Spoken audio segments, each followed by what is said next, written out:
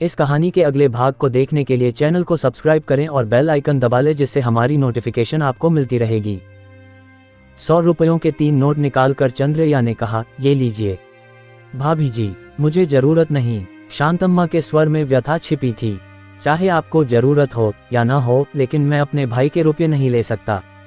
आपको लेने ही पड़ेंगे। हम घर से दूर रहते हैं, यहाँ पर भी हमें दुख देना चाहते हो। शांतम्मा की आंखों में पानी भर आया। शांतम्मा की बातों से चकित हो चंद्रैया ने पूछा, पास रहते समय क्या मैंने आपको दुख दिया था? नहीं तो तुम ये क्या कहते हो? घर किस लिए बेचना था? तुमसे बेचने के लिए किसने कहा? शांतम्मा का कंठ रुद्ध हो गया। शांतम्मा के दिल में घर के प्रति जो ममता थी, उस कारण से उसने ये बातें नहीं कही थी, बल्कि अपने देवर को किराए के घर में रहते वह देख नहीं सकती थी। लेकिन उसकी सद्भावना भाषा के रूप में व्यक्त नहीं हो पाए। चंद्रैया फिर खाट पर बैठ गया। भाभी जी, अगर मुझे यह विश्वास होता कि आप फिर लौट कर आने वाली हैं तो मैं घर कभी न बेचता।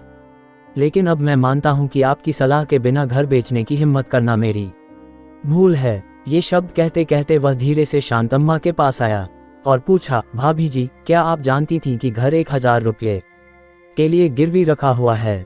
जानती थी। मैंने इस अविश्वास से घर बेचा कि मैं इस जन्म में वह ऋण चुका नहीं सकूंगा।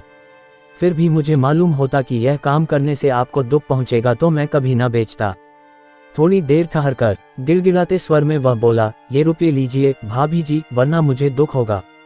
फिलहाल मैं खाने के लिए परेशान नहीं हूँ। ये रुपये तुम अपने ही पास रखो। आप जानती हैं कि मैं खाने के लिए परेशान भी क्यों न हूँ, फिर भी परायों का धन अपने पास नहीं रखता। चंद्रैया के शब्दों में स्पष्टता थी। पराया शब्द चाहे चंद्रैया ने जानबूझकर न कहा हो, पर वह शांतम्मा के दिल में तीर की भांति जा चुभा। हाँ, मैं पराया हूँ। अपने दुख को कंठ में ही दबाते हुए हाथ फैलाकर शांतम्मा ने कहा, लाओ दे दो। चंद्रैया ने भाभी के हाथ में रुपये रखते हुए कहा, जो अफवाहें मुझे लेकर उड़ाई गईं, वे काफी हैं भाभी जी।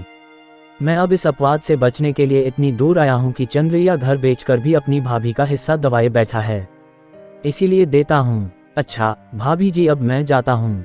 खाना खाकर जाना। नहीं, मुझे जरूरत नहीं। शाल से आंखें पोंछता हुआ चंद्रैया चला गया। उस दिन रात को वैनकम्मा माला फेर रही थी। शांतम्मा को उस समय चारपाई के पास खड़े देखकर उसे बड़ा आश्चर्य हुआ। क्यों शांता, क्या बात है? उसने पूछा। चंद्रैया मकान से मिले 300 रुपये दे गया है फूफी। जानती हूँ बेटी। शांतम्मा को मालूम था कि वैकम्मा ये बात जानती है, लेकिन उसने इसलिए यह बात प्रकट की कि वह जो कुछ बताने जा रही है उसकी यह भूमिका बन जाए। पर वैनकम्मा के उत्तर ने उसे बोलने का मौका नहीं दिया। वह मौन रही। ये रुपये तुम अपने पास रखो फूफी। किस लिए बेटी? कल से होटल बंद। वैनकम्मा जोर से हंस पड़ी। खांसी के दबाव ने उसे आगे बोलने नहीं दिया। 5-6 मिनट तक खांसी से संघर्ष करके हाँ फतेह स्वर में फिर वैकम्मा बोली, मैं इस वक्त बोल नहीं पाती हूँ। शांता, तुम जो उचित समझो वही करो। माला तकिए के नीचे रखकर वैनकम्मा ने कमर सीधी कर ली। वैनकम्मा ने जैसे अचानक होटल खोला था, वैसे 3 मास पूरे होने के पहले ही उसे बंद कर दिया। होटल बंद करने का वैनकम्मा को दुख जरूर था, पर वह अपने अवसान काल में एक सहृदया नारी को दुख नहीं देना चाहती थी। उसे इस बात का डर भी था कि कहीं वह कोई ऐसी बात भूल से न कह दे जिससे शांतम्मा अपने बच्चों के साथ चली जाए। वैनकम्मा का ये पूर्ण विश्वास था कि इस बुढ़ापे में उसके रोगी शरीर की सेवा कर सकने वाली मात्र शांतम्मा है। कुछ ही दिनों में राम उस गली से भली भांति परिचित हो गया।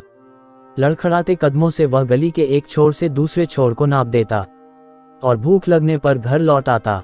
उस गली में गाड़ियों का आवागमन नहीं के बराबर था, इसलिए राम का ये क्रम निर्विघ्न चलता था।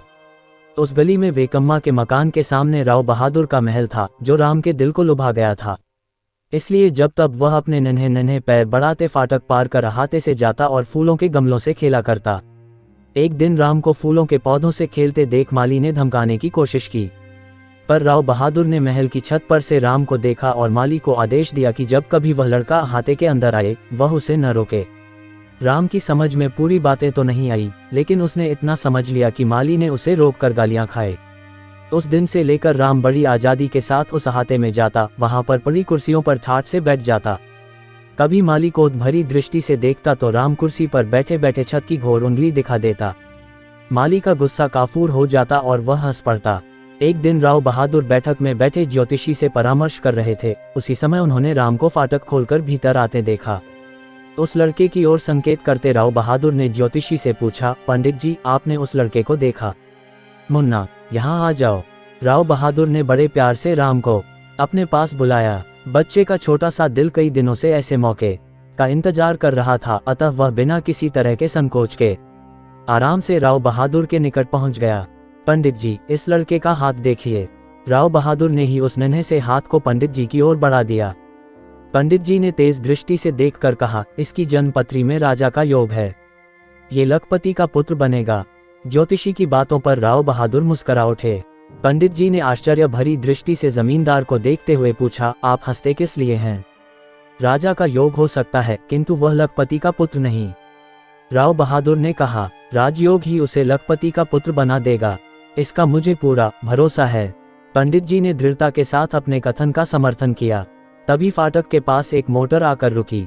माली ने दौड़कर फाटक खोला। मोटर भीतर आई। राव बहादुर उठ खड़े हुए और बड़ी प्रसन्नता के साथ आगंतुक का स्वागत किया। आइए। जमींदार गंगाधर राव गाड़ी से उतर पड़े।